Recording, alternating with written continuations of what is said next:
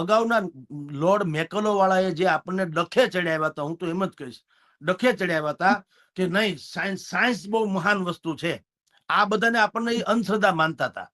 એટલે આ ભલા માણસ, અમારે ત્યાં રાજકોટમાં એક વિદ્યાનગર મેઇન રોડ નામનો વિસ્તાર છે, એની બે તરફ નકરા ડોક્ટરો છે, દુનિયાભરના ડોક્ટરો.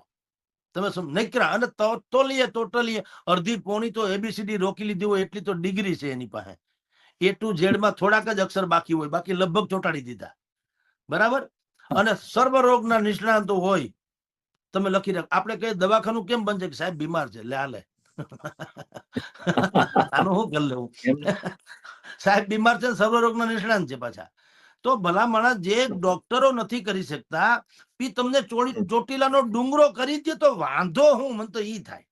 એમાં તમને ઈ કેમ અંધશ્રદ્ધા લાગે છે? તો આ શું કામ નહીં? મેં એક વખત એવું લખેલું કે જે લોકો વિજ્ઞાનના નામે અંધશ્રદ્ધા ફેલાવે એના જાથેદાર કોણ? હેડિંગ આવું હતું લેખનું, વિજ્ઞાનના નામે અંધશ્રદ્ધા.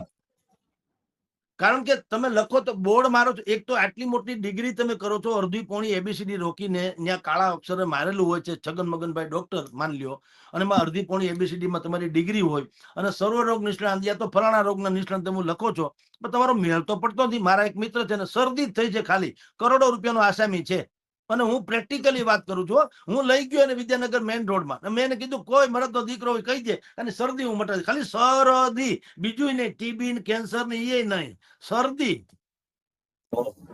નથી મટી, એ હજી હડકમ લઈને ફરે છે. બોલો. તો તમે વિજ્ઞાન નામે અંધશ્રદ્ધા ફેલાવી ગણાય કે નહીં? કારણ કે તમે લખી તો શ્રદ્ધા, તમે લખ્યું શું? નિષ્ણાંત, તો કઈ કરી તો શકતા નથી. હવે એના કરતા નરેન્દ્રસિંહજી, દાખલા તરીકે કોઈને એમ થાય કે હું ચોટીલા એ માં ત્યાં દર્શન કરવા જાઉં, ચોટીલા માં, ચોટીલાના ચામુંડમાના, અને એમ કે મારું દુઃખ હળવું થઈ જાય, તો એને માનસિક પરિતાપ ઘટતો હોય તો તમને મને વાંધો શું?